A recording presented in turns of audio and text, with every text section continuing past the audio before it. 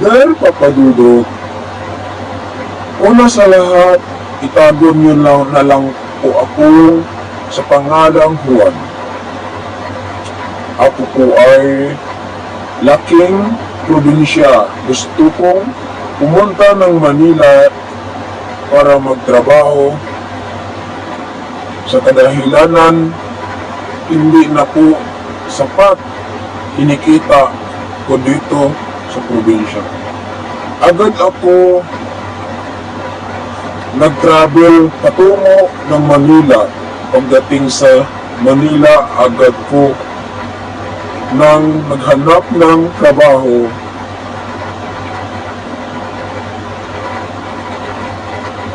Ngunit, hindi ako pinalad. Kinabukasan, may lumapit sa akin. Sinabi niya, ipasok daw niya ako. Papa Dodot, hindi na po ako tumanggi. Hindi ko na po naitanong kung ano nga trabaho pinapasukan ko na agad. Kinabukasan, nagsimulan na ako magtrabaho.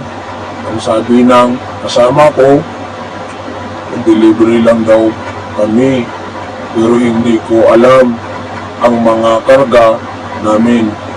Ang sabi nila, bawal daw buksan. Dumating ang araw ng